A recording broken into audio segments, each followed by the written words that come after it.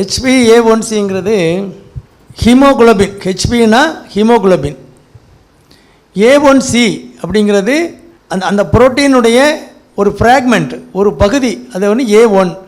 இதில் வந்து என்ன ஆகும், நான் enzymatic attachment of glucose. Glucose எப்பெல்லாம் கூடுதோ அப்போல்லாம் ஆர்பிசி, நம்முடைய இரத்த சிவப்பணுக்களில் உள்ள அந்த ஹெச்பிங்கிறது சிவப்பணுக்களில் உள்ள புரதத்துக்குரிய பேர் ஹெச்பி, ஹீமோகுளோபின். அந்த ஹெச்பி அந்த புரோட்டீனில் போய் இது அட்டாச் ஆயிரும். நான் enzymatic attachment of glucose. Glucose வந்து அந்த இரத்த சிவப்பணுக்களில் போய் ஒட்டிக்கிட்டே இருக்கும். ஒட்டுனா அதை பிரித்து எடுக்க முடியாது. ஒட்டுனா தான். அப்படி இருக்கக்கூடிய இது வந்து எல்லா சிவப்பணுக்கள்லேயும் அந்த குளுக்கோஸ் ஒட்டி இருக்கும். அது எதை பொறுத்தது, எந்த ஃப்ளக்சுவேஷன் வந்தாலும் கீழே மேலே போகுது இல்லையா, ஒரு கை 150 இருக்கும், ஒரு கை 350 இருக்கும். இது எல்லாமே அங்கே ரிஃப்ளெக்ட் ஆகிரும். எல்லாம் அந்த ஹெச்பி அந்த ஃப்ராக்மெண்ட்டில் A1Cங்கிற ஃப்ராக்மெண்ட்டில் போய் அட்டாச் ஆகியிருக்கும், ஒட்டி இருக்கும். இதை ஒரு ரேண்டம் சாம்பிள் எடுத்து நீங்கள் எவ்வளோ பெர்சன்டேஜ் அட்டாச் ஆகிருக்குங்கிறத பார்க்குறீங்க. பார்க்கும்போது என்னாகும், அந்த இரத்த சிவப்பணுவினுடைய ஆவரேஜ் லைஃப் ஸ்பேன், அது வாழக்கூடிய காலம் வந்து அப்ராக்சிமேட்டாக 90 நாள். 90ன்னு 120 நாள் வரைக்கும் 3 மாதம்தான் அது வாழும். பிறகு அதுக்கப்புறம் அது தேவையில்லாத அணுக்கள் ஆகிடுது, லிவரில் போய் டெஸ்ட்ராய் ஆகி போயிடுது. புது அணுக்கள் உற்பத்தி ஆகிட்டே இருக்குது. அப்போ புது அணுக்கள் பழைய அணுக்கள் ரேண்டமாக இருக்கக்கூடிய ஒரு சாம்பிளை எடுத்து அதில் அட்டாச் ஆகிருக்கிற அந்த குளுக்கோஸை நம்ம அனலைஸ் பண்ணால் போன 3 மாதம் எந்த மாதிரி ஃப்ளக்சுவேஷனில் இருந்தது நம்முடைய பிளட் சுகர் அப்படிங்கிறத காட்டுறோம். இதுதான் கோல்டு ஸ்டாண்டர்ட், டயபெட்டிக் கண்ட்ரோலில் கோல்டு ஸ்டாண்டர்ட். ஏன்னா இப்போ அது HbA1c 7 இருக்குதுன்னு வைங்களா, அப்போ ஆவரேஜாக உங்கள் பிளட் சுகர் எவ்வளோ இருந்திருக்கும், ஃபாஸ்டிங் வந்து 130க்கு கீழே இருந்திருக்கணும். இருந்தால் தான் அந்த 7 வரும். 180க்கு சாப்பிட்ட பிறகு 180 190 அந்த பக்கத்தில் இருந்தால் 7 வரும். இல்லை 9 இருக்குது அப்படின்னா ஃபாஸ்டிங் வந்து ஒரு 180 இருந்திருக்கணும் அப்ராக்சிமேட்டாக. அல்லது சாப்பிட்ட பிறகு உள்ளது வந்து 250 இருந்திருக்கும். 14 இருக்குது அப்படின்னா எப்போதுமே எடுத்த உடனே வெறும் வயதிலே 300 இருக்கும், சாப்பிட்ட பிறகு 450 இருக்கும். இப்படி உள்ளவங்களுக்கு 14 இருக்கும். அவங்களுக்கு இன்சுலின் தான் போடணும். அப்போ இந்த ஆவரேஜ் பிளட் சுகரை பார்க்குறது தான் HbA1c. 3 மாதத்துக்கு ஒருக்கா நீங்கள் பார்த்தா போதும் என்ன மாதிரி கண்ட்ரோல் இருந்திருக்கு. எதனால் சிக்னிஃபிகன்ஸ்னால் இதை வந்து நீங்கள் ஏமாற்ற முடியாது. இப்போ நாளைக்கு மருத்துவரை பார்க்க போகணும், அப்போ அவர் வெறும் வயிற்றில் சுகரும் சாப்பிட்டு 2 மணி நேரம் உங்களுக்கு சுகரும் பார்த்துட்டு வாங்கன்னு சொல்லியிருப்பார்.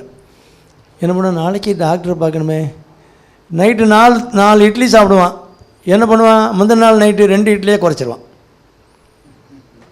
காலையில் பார்த்தா ஃபாஸ்டிங் நல்லா பெர்ஃபெக்டாக 140 130 இருக்கும். ஓகே, காலையில் சாப்பிட்றது 2 இட்லி, ஒரு வடை, ஒரு 2 பூரி எல்லாம் சாப்பிடுவான், ரெகுலராக சாப்பிட்றது.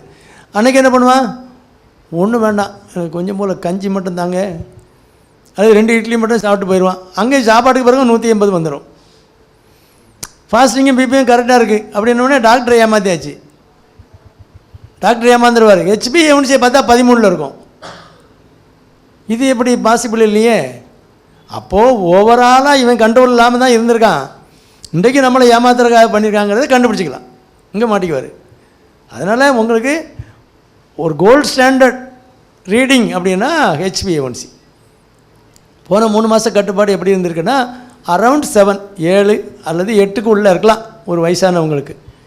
அப்படி இருந்தால் நீங்கள் நல்ல கண்ட்ரோலில் இருக்கீங்க. உங்களுக்கு கண் பிரச்சனையோ கிட்னி பிரச்சனையோ நரம்பு பிரச்சனையோ வராது, எல்லாம் கண்ட்ரோலில் இருக்குன்னு அர்த்தம். தைரியமாக எல்லார மாதிரி நீங்கள் நடக்கலாம், பயப்பட வேண்டிய அவசியம் இல்லை.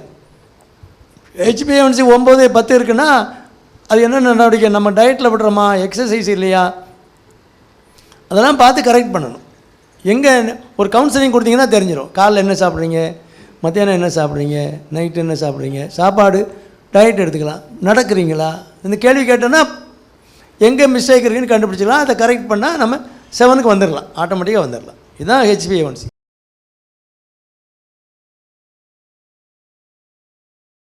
ருமட்டாய்டு ஆர்த்ரைட்டிஸுங்கிறது ஒரு இட்ஸ் அ கிரானிக் இல்னஸ். தொடர்ந்து திரும்ப திரும்ப தொந்தரவு படக்கூடிய, வாழ்நாள் முழுசும் இருக்கக்கூடிய ஒரு பிரச்சனை ருமட்டாய்டு ஆர்த்ரைட்டிஸ். அது வேறு ஒரு லேபில் டெஸ்ட் பண்ண சொல்லுங்கள். சிம்டம்ஸ் ஒன்றும் இல்லைங்கிறிய ஸ்மால் ஜாயின்ஸில் இப்போ எப்படியும் பெயின் இருக்கும், ஏர்லி மார்னிங் ஸ்டிப்னஸ் இருக்கும். இந்த ரெண்டும் இருந்தால் தான் டிப்பிக்கலாக. அதான் ரொமட்டாய்டு ஃபேக்டர் ரொம்ப ஹையாக இருக்குதுன்னு சொல்கிறீங்க. அப்போ அந்த மாதிரிலாம் இருக்கும்போது கையை ஒரு வெந்நீரில் முக்கி எடுத்தால் தான் அவங்களால காலையிலே வேலை பார்க்க முடியும். கை ரொம்ப ஸ்டிப் ஆகிரும். ஏர்லி மார்னிங் ஸ்டிப்னஸ்ஸு, ஸ்மால் ஜாயின்ஸு, இதுதான் டிப்பிக்கல் கேரக்டர். இது போக மற்ற எல்லா ஆர்கனையும் பாதிக்கும். அது லேட்டர் இயர்ஸில் மற்ற பெரிய மேஜர் ஜாயின்ட்ஸையும் பாதிக்கலாம், அதில் லங்ஸில் பாதிப்பு வரலாம், நிறையா ப்ராப்ளம் வரலாம். ஆனால் ரொமட்டாய்டு ஆர்த்ரைட்டிஸ்க்கு அந்த ஆர்ஏ ஃபேக்டர் தான் ரொம்ப முக்கியமான ஒரு ஃபேக்டரு. அது இஎஸ்ஆரும் ஹையாக இருக்கும், இஎஸ்ஆருங்கிற டெஸ்ட்டும் ஹையாக இருக்கும்.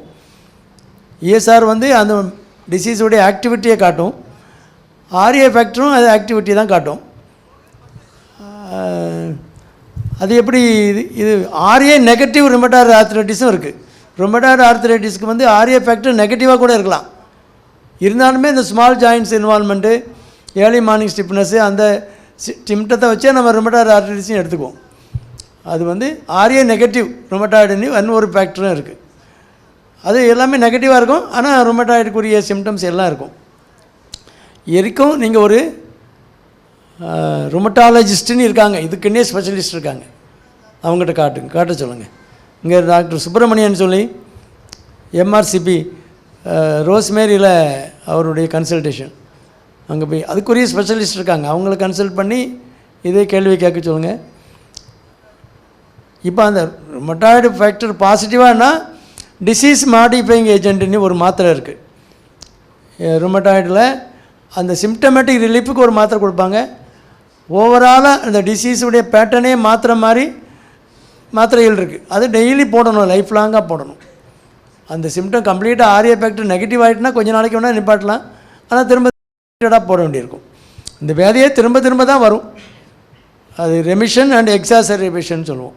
ரெமிஷன் இல்லாமல் போன மாதிரி தெரியும், திரும்ப வரும். இவன் ஆஸ்மா பேஷண்ட்டுக்கு கொஞ்ச நாள் நல்லா இருந்த மாதிரி இருப்பாங்க, திடீர்னு வீசிங் வரும், அந்த மாதிரி வருதில்ல. அதே மாதிரி ரெமிஷன் அண்ட் எக்ஸாசர்பேஷன் இந்த இது வந்து காமனஸ்ட்டு ரொமட்டாய்டு இதில் இருக்கும். எதுக்கும் நீங்கள் ரொமட்டாலஜிஸ்ட் ஒருத்தரை கன்சல்ட் பண்ணி இதே கேள்வி கேட்க சொல்லுங்கள். இன்னொரு லேப்லேயும் ரிப்பீட் பண்ணுங்கள்.